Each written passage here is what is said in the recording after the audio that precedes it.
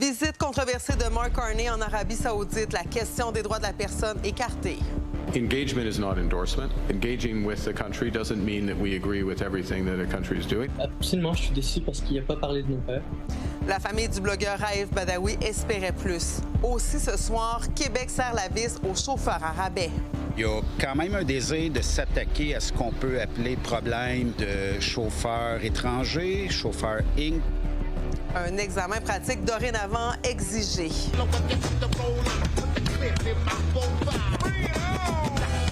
Et le Festival d'été de Québec prend son envol sur les plaines d'Abraham. Il est 22h, c'est l'heure de Nouveau Info.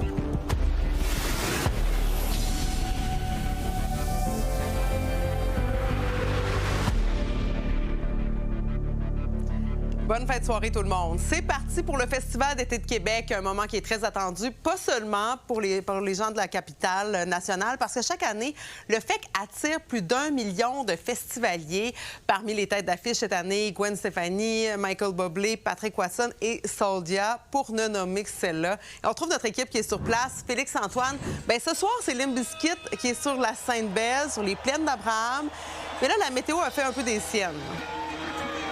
Ben, c'est un classique, Marie-Claude. Hein? Un groupe rock avec un peu de pluie sur les plaines d'Abraham. On a l'impression que ça arrive à chaque année, mais c'est du quoi? On est chanceux cette année. Juste une petite pluie, juste assez pour nous rafraîchir. Et je te l'ai dit tantôt, hein, l'enthousiasme lors d'une première soirée du Festival d'été de Québec, c'est fort. Je te laisse les festivaliers eux-mêmes te dire ce que ça représente, cette première soirée. Je dirais l'enfance qui revient. Je sais pas, le sentiment de revoir des shows. Ça lance le début des vacances estivales là, pour moi. C'est l'ambiance générale du monde avec la musique. Je peux pas me coucher s'il y a de la musique non plus. Je suis pas fatigable non plus. Donc, c'est juste l'énergie générale. C'est une belle image pour la ville, en tout cas. C'est très grandiose. J'imagine que la foule était gonflée à bloc pour le gros show de la soirée. Honnêtement, Marie-Claude, j'ai pas souvent vu une foule qui brasse comme ça. Les mosh pits étaient assez intenses. On voit encore de la poussière devant moi lever des mosh pits. C'est certain qu'en plus, avec Cypress Hill en première partie, la foule était gonflée. Mais encore une fois, qui de mieux pour vous le faire comprendre que la foule du Festival d'été de Québec?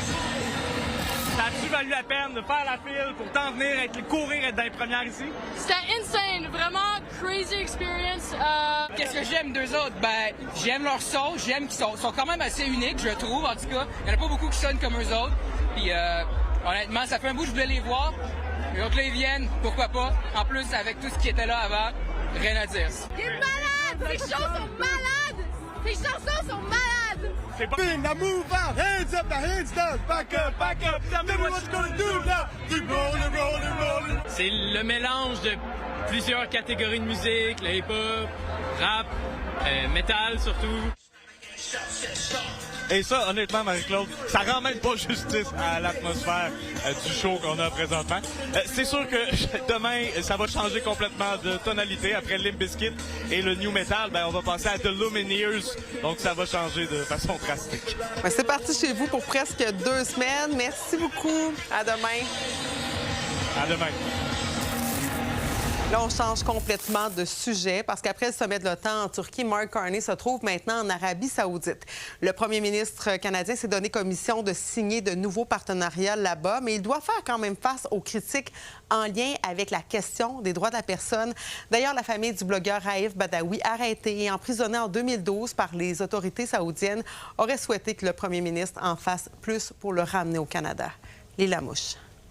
Le dernier premier ministre canadien à être allé en Arabie Saoudite, c'était le père Trudeau. Alors la présence de Mark Carney dans le pays, c'est un renouveau pour les relations bilatérales entre les deux pays. Ça fait d'ailleurs 14 ans que la famille Badawi n'a pas revu Raif Badawi. Alors pour Mark Carney, c'est peut-être une opportunité manquée d'avancer sur ce dossier. J'ai rencontré le fils de Raif Badawi plus tôt aujourd'hui et il n'a pas caché sa déception.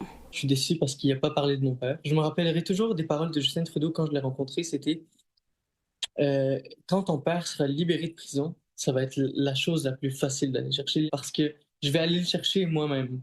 Donc, ça aurait été très symbolique que Mark Carney tienne la promesse que Justin n'a pas tenue. En ce moment, on collabore avec tous les gouvernements de l'Union européenne, par exemple. C'est très désolant que notre gouvernement, ici au Canada, fasse rien. Je pense que c'est à cause du fait que ma mère s'est présentée au Bloc québécois c'est la rupture avec le gouvernement fédéral. Écoute, Lila, ça fait vraiment, je pense, 12 ans, 13 ans qu'on n'a pas vu notre père. Évidemment, le Premier ministre a été questionné sur le dossier Raif Badawi, mais on ignore si le point a été discuté avec les Saoudiens. La question des droits humains, elle a été centrale pour les journalistes. Pourquoi signer des contrats économiques alors que le Canada et l'Arabie Saoudite ne partagent pas les mêmes valeurs? Mais pour Carney, faire la leçon de loin, c'est pas forcément efficace. Et puis c'est en recréant du lien que les dossiers pourraient avancer. On rappelle que les deux pays étaient en froid depuis 2018. D'ailleurs, on peut écouter la réaction du Premier ministre sur l'affaire Badawi et sur le reste de la relation entre les deux pays. C'est une situation difficile, très difficile pour la famille, pour l'individu ici, la famille au Canada. Engagement is not endorsement. So engaging with the country doesn't mean that we agree with everything that a country is doing. In fact, I can't think of a country on the planet where we would agree with everything. Le Premier ministre et le prince héritier saoudien ont signé plusieurs accords dans 13 domaines, dont l'éducation, l'infrastructure et les minerais. Et on poursuit la discussion avec Gilles Duceppe, ancien chef du Bloc québécois. Bonsoir, M. Duceppe. Bonsoir. Bon, vous avez envoyé un courriel au premier ministre Mark Carney et c'était pas vraiment pour le féliciter, là, de tenter de réchauffer les relations avec l'Arabie saoudite. Oui, parce que je trouve que c'est complètement ridicule. Il se tient pas debout. Et il nous dit que les temps ont changé. Pourtant, M. Carney a la même attitude que Margaret Thatcher en 90, qui s'est mis à genoux devant le régime raciste d'Afrique du Sud, alors que Brian Mulroney, lui, s'est tenu debout. S'est tenu debout et a dit non, on brise les relations tant aussi longtemps que l'apartheid demeure. Donc Mulroney s'est tenu debout, Carney agit comme Margaret Thatcher, il agit également comme Mackenzie King, Lion Mackenzie King, qui, dans les années 30, qui était premier ministre là, longtemps au Canada, avait dit qu'il nous faut une diplomatie de complaisance avec l'Allemagne d'Adolf Hitler. Et en janvier 1939, quand un bateau arrivait avec plein d'immigrants juifs, le Saint-Louis s'appelait-il, ce bateau, il a refusé que ce bateau puisse accoster au Canada. Il a même déclaré « non is too many ». Un juif, aucun juif, c'est déjà un de trop, pour pas trop déplaire à Adolphe. Donc, les temps changent, pourtant, il adopte la même attitude que Thatcher puis Mackenzie King. Bon. C'est ignoble d'agir de cette façon et nous dire, on en a parlé en privé, mais on ne peut pas se dire ce qui se passe en privé. Devant un régime où les femmes n'ont aucun droit, les travailleurs étrangers, aucun droit, où on a assassiné un opposant politique en Turquie il y a quelques années. C'est difficile à comprendre, c'est ignoble de la part d'un premier ministre des pays démocratiques comme le Canada. Bon, M. Duceppe, ça fait un quart de siècle qu'on n'a pas eu de premier ministre canadien qui s'est rendu finalement en Arabie saoudite. Mais c'est vrai que les choses ont changé. Je pense entre autres à la relation économique avec les États-Unis. Est-ce que tout ça, ça peut venir justifier le fait que M. Carney veuille tisser de nouveaux liens d'affaires, même avec ce régime? Est-ce que ça justifiait d'en maintenir avec l'Afrique du Sud comme Mme Thatcher? Mm-hmm. Est-ce que ça en justifiait d'en maintenir avec l'Allemagne d'Adolf Hitler? C'est ça qu'il faut se poser comme question. Et quand il nous dit qu'il faut maintenir des liens même avec des pays avec lesquels on n'est pas d'accord, pourquoi maintient-il la suspension des relations diplomatiques avec la Corée du Nord? Parce qu'il nous dit que les droits humains ne sont pas respectés en Corée du Nord. Vous trouvez ça... nous expliquer Vous trouvez ça hypocrite? Mais c'est hypocrite. Est-ce qu'ils sont respectés, les droits humains en Arabie saoudite? Est-ce que les femmes ont des droits en Arabie saoudite? Est-ce que les travailleurs étrangers ont des droits là-bas? Est-ce qu'il y a un régime démocratique? Est-ce que c'est très démocratique d'assassiner ses opposants politiques à l'étranger? Et M. Carney nous dit qu'il va les convaincre. Je veux vous entendre aussi. On avait le fils de Raif Badawi en entrevue. Ça fait 14 ans que M. Badawi est pris en Arabie saoudite. Est-ce que vous pensez que le Canada doit en faire plus pour rapatrier ce père de famille au Canada assez rapidement? Mais absolument. Absolument. Bon. On commence à le connaître vraiment, le vrai Mark Carney. Merci beaucoup, M. Duceppe. Merci d'avoir pris le temps de parler. Merci. Toujours au Moyen-Orient, le conflit entre l'Iran et les États-Unis a repris de plus belle. D'ailleurs, une installation militaire en Iran qui abrite la seule centrale nucléaire en activité aurait été touchée. Téhéran accuse Washington de vouloir perturber l'inhumation du guide suprême Ali Khamenei, qui s'est tenu aujourd'hui. De son côté, Donald Trump a déclaré que la trêve est terminée, tout en laissant la porte ouverte à de nouvelles négociations. Au retour, histoire troublante à Saguenay, un individu en crise s'en serait pris à 2 personnes, dont une qui a perdu la vie.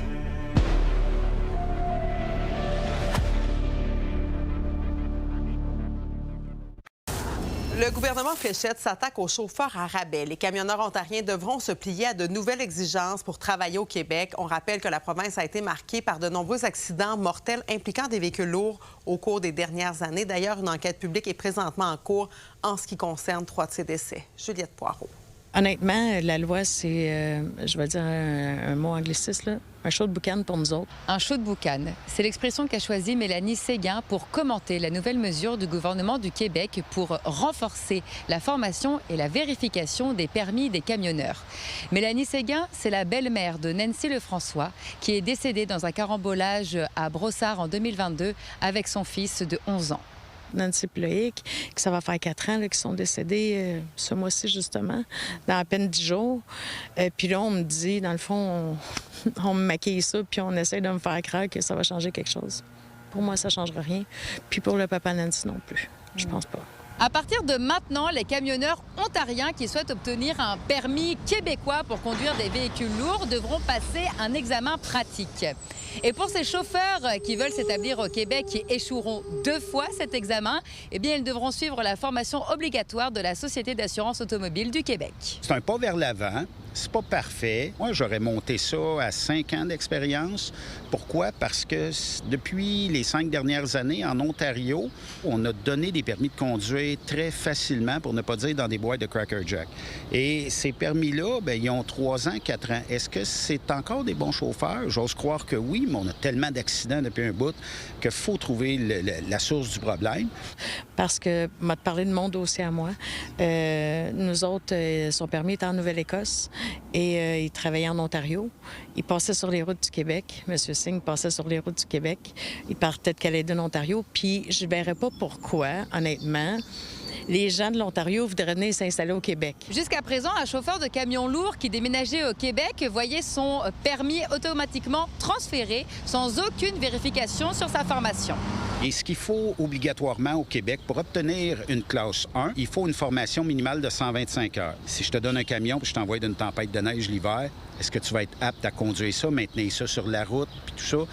Les formations vont te permettre de comprendre tous ces enjeux-là. Cette nouvelle mesure temporaire tend à renforcer la sécurité sur les routes du Québec en attendant que l'Ontario améliore sa façon de donner des permis aux chauffeurs de poids lourds. J'aimerais ça que le ministre Sakaria, le ministre des Transports de l'Ontario, sorte et dise « j'ai un problème, je vais le régler ». Doug Ford qui sorte et qui dit « j'ai un problème, on va le régler, on va s'asseoir ». Et que tout ce qui est fédéral s'assoit avec les provinces et disent « on va gérer la situation ». Dans les derniers mois, 3 personnes ont perdu la vie au Québec à la suite de collisions impliquant des véhicules lourds. À Montréal, Juliette Poirot pour Nouveau Info. Toujours en transport, un avion a fait une sortie de piste à l'aéroport Montréal-Trudeau en fin d'après-midi. Le Boeing 737 MAX d'Air Canada a dévié de la voie lors de son atterrissage avant de s'immobiliser dans le gazon. On ignore toujours la cause de l'accident. Heureusement, personne n'a été blessé. L'appareil a décollé de Los Angeles avec à son bord 156 passagers et 6 membres d'équipage. Bouleversante histoire. À Saguenay, une enquête pour homicide est présentement en cours. Les événements se seraient déroulés hier soir dans l'arrondissement de Jonquière. Une personne a été déclarée morte sur les lieux et une autre a été grièvement blessée. Un homme dans la cinquantaine a été arrêté et a comparu aujourd'hui. Louis-Mathieu Corneau. Hier soir, vers 17 h, les services d'urgence ont reçu plusieurs appels signalant une agression armée dans les immeubles de la rue de la Loire. Les premières informations indiquaient qu'au moins une personne avait subi des blessures graves et qu'un suspect, un homme âgé dans la cinquantaine, se trouvait toujours sur les lieux. Les premiers policiers sont arrivés quelques minutes après l'appel initial et ont rapidement établi un périmètre de sécurité afin d'assurer la protection du public et des intervenants. L'accusé a finalement comparu au palais de justice de Chicoutimi. Les procédures sur son dossier se poursuivront vendredi prochain. On a comparu dans le dossier de voies de fait armées. Le dossier a été reporté à la semaine prochaine, vendredi 17 juillet, pour l'enquête sur remise en liberté, mais sans assignation de témoins, parce qu'on n'a pas la preuve complète encore. Donc, c'est certain qu'on va prendre le temps d'analyser la preuve avant de prendre une position au niveau de l'enquête sur remise en liberté. Au total, il y aurait eu 2 victimes. Il s'agirait dans les 2 cas de femmes. L'une a d'abord été déclarée morte directement sur les lieux de l'événement mercredi soir. Pour la seconde victime, elle a été dirigée vers le centre hospitalier en raison de blessures à la main ainsi qu'aux côtes. J'ai pu rencontrer le fils de cette personne qui se trouve aujourd'hui hors de danger. C'est un peu un show de film qui s'est passé là, et tout. Fait que on ne s'attend pas à ce qu'une affaire comme ça arrive et tout. Que moi, j'ai perdu mon père en 2024, fait que je me dis pas déjà un autre important. Puis quand il m'a dit que ma main s'est fait poignarder, le tir après, c'était à la main. Fait que c'est plus relaxé après. Pour le voisinage, la soirée a été mouvementée, alors qu'au courant des événements, la police est allée à la rencontre des personnes qui vivent aux alentours pour leur demander de se confiner à l'intérieur de leur logement et de s'éloigner le plus possible des fenêtres. Pour les voisins que j'ai pu rencontrer, c'est l'inquiétude qui régnait mercredi soir dans le quartier Saint-Georges. Là, les policiers, ça arrivait d'un bord et de l'autre, on ne savait pas ce qu'il y avait. Il y a du monde qui était stressé. La madame en haut, à 86 ans, elle était craintive, j'ai été la rassurer. J'ai dit, il n'y a pas de danger. De ma salle de bain, j'étais direct avec l'entrée. Il y avait un char de police qui était là avec une mitrailleuse, encore que des fois qu'il arrive quelque chose. Ça a été un peu stressant, je peux dire, parce que je me demandais ce qui se passait. Mon chien même était énervé. Andréane Gauthier a elle aussi vécu la soirée de mercredi difficilement. Elle est une voisine qui habite dans l'immeuble directement en face de celui où les événements se sont produits. Elle n'est présentement pas en mesure de se montrer devant la caméra étant donné l'état de choc dans lequel elle est présentement, notamment en raison du fait qu'elle a dû accueillir l'une des victimes venues se réfugier dans sa résidence. Pour ce qui est des personnes qui résident dans l'immeuble où les événements se sont déroulés, ils ont été pris en charge. Un hébergement temporaire leur a été fourni. Le service de police de Saguenay est confiant qu'ils pourront retrouver leur logement jeudi soir. À Saguenay, Louis-Mathieu Corneau pour Nouveau Info. Même si le Canada est éliminé, la Coupe du monde de la FIFA n'a pas fini de nous faire vivre des émotions fortes. Et ce soir, des milliers de fans s'étaient rassemblés dans la métropole pour appuyer la France ou le Maroc en quart de finale. Bon, finalement, les Bleus l'ont remporté 2-0. Lily Mercure a recueilli ce qui suit. Le duel France-Maroc a soulevé les passions dans la métropole. On est content, on est content. On est extrêmement fiers de cette équipe. Ouais. On est en mission et on est à ça. On est à ça de la dernière. C'est tout. À ça, c'est pour nous. Honnêtement, je pense pas que c'était un match facile. Au début, moi, je les ai sentis vraiment confiants. Après, un peu moins. On gagne contre le Maroc. Maintenant, on va affronter l'Espagne ou la Belgique. Incroyable. Vraiment très beau match. Dans une fan zone tout près du Square Victoria, il y a près de 600 partisans qui se sont réunis pour regarder le match. Une marée de chandails rouges et verts laissait deviner l'équipe de la majorité des partisans sur place. Je suis fier de mon équipe, malgré qu'on a perdu. Je pense que dans 4 ans, on sera encore plus fort. Je suis en France, donc je suis content, mais je suis plutôt underdog. Donc j'ai des origines marocaines. Donc c'est dommage pour le Maroc, ils ont fait un beau parcours. Ouais, non, on savait qu'on allait gagner. Match très tranquille, on a géré, même s'il a raté un penalty, on gère nos matchs tout le temps. Et on va aller en finale. C'était très chaud, mais ça s'est super bien passé. Mbappé, Dembélé, rien à dire. Même si à la fin, c'était très calme avec la défaite du Maroc et tout ça, mais ambiance extraordinaire. Je suis d'autant plus content que... Il y a eu du respect à la fin. Les gens sont partis bras dessous. Ils ont parlé de foot. Et puis le meilleur a gagné, tout simplement. La France jouera en demi-finale de la Coupe du monde, soit contre l'Espagne, soit contre la Belgique. C'est ce qu'on saura demain, alors que les deux pays s'affrontent à 15h. Dans tous les cas, la France jouera en demi-finale, pas n'importe quelle date, le 14 juillet, jour de fête nationale. À Montréal, Lily Mercure, pour Nouveau Info.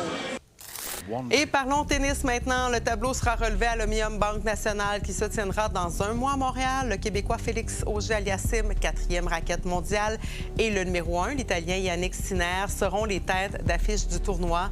71 des 72 meilleurs joueurs de la planète vont converger vers le stade IGA. Seul l'Espagnol Carlos Alcaraz, blessé un poignet, sera absent. À quoi ressemble la vie de l'entrepreneur Olivier Primo? Bien, il y a une nouvelle série documentaire disponible sur Crave qui nous le fait découvrir. Raphaël Roy. Tu t'es fait suivre pendant 6 mois. Oh, il était temps que ça finisse. Mais c'est ça. Ça finit aujourd'hui, c'est assez. C'est ton dernier Kodak. T'étais-tu tanné? Ah, j'étais pas tanné, c'est juste que c'est prenant. À plusieurs moments, je t'avoue que j'ai fait « Ah ouais? » Bon, ben, je suis content, puis c'est pour ça qu'on l'a fait. Moi, j'ai été surpris d'apprendre que t'es plate. Moi, je suis plate. C'était moi, toi. En fait, je suis plate. Moi, je me couche à 11 h, je fais pas le party. Je fais le party de jour. J'aime avoir du fun, mais je tombe jamais dans l'excès. En fait, ce que j'aime, c'est l'organiser. Tu sais, aujourd'hui, là, on m'avait dit, les pizzas s'en viennent chez vous, parfait. J'ai invité 70 de mes amis. On est où, Olivier Primo? Là, on est à un site familial sur le bord de l'eau, sur la rive sud de Montréal. Et on a construit ça pour recevoir les gens. OK? Fait que mon père, mon frère et moi, qu'on fait tout ensemble, ça, c'est à nous trois. On a construit ça pour recevoir la famille et les amis. Moi, je viens me libérer la tête ici avec ma famille, mes amis, la fin de semaine. Mes amis viennent avec leurs enfants, on fait du bateau, du ponton, tout ça. Fait que ça fait du bien. Puis c'est tout le temps le party ou des fois c'est Non, vraiment pas. C'est souvent 95 du temps, c'est vraiment tranquille. Et les voisins, au début, quand on est arrivé, c'est qu'ils disaient, tu vas pas venir ouvrir un beach club? Oui, mais ils devaient être découragés. Ils étaient découragés. Tu rêvais-tu d'être connu? Non, j'ai jamais rêvé d'être connu. Pourtant, en 6e année, tu voulais être l'homme le plus important de la planète. Ouais, mais c'est pas être connu. Hey, cette affaire-là, ça c'est pas de bon sens. Voir dans le documentaire. Puis je l'ai partagé l'année passée. Puis je le lisais, j'étais comme, je partage tout ça. Moi, je pense que c'est parce que mon père, c'est tellement mon idole d'entrepreneuriat. Le conseil que tu retiens le plus de ton père? Que tu disais, ça, là, peu importe. Sois toi-même. Mon père, ça a tout le temps été ça. Sois toi-même, puis tu vas réussir. Quand tu essaies de plaire à tout le monde, puis de pas être toi-même, tu pars plein de points en arrière. Moi, j'essaie d'être le plus naturel possible. Puis je pense que, tu sais, ça fait une couple de fois qu'on se parle, en story ou en vrai, il est pareil. Je suis pareil. Tu étais tellement nerveux de rencontrer la première fois. Ah oui? Ben, t'es intimidant quand même. Intimidant pourquoi? Ben, je sais pas. On dirait que. Je suis le premier à me serrer des mains, à venir de voir. Je le sais. Moi, je fais ça. Mais quand on te connaît pas. Bon, ouais, mais tu me connais pas. J'étais bien stressé. Mais tu vois, je suis la même personne. Je suis bien à l'aise. Tantôt, il arrive en pantalon long. Je dis, t'as pas tes shorts? T'es invité toute la journée. Il dit, je peux rester, mais je te médire, mais ça repère. Moi, je suis. Pareil comme dans le documentaire. Moi, j'aime. Pareil comme dans le documentaire. Moi, j'aime les gens. Regardez s'il est fin. 3 épisodes sur Crave, 15 juillet. Matane Primo, pas encore milliardaire. Très loin d'être milliardaire. Alors voilà, c'est complet pour ce soir. Demain, on surveille une annonce concernant le port de Matane. C'est le ministre Bernard Drinville qui doit le faire. Alors là-dessus, bonsoir, bonne nuit tout le monde. À demain.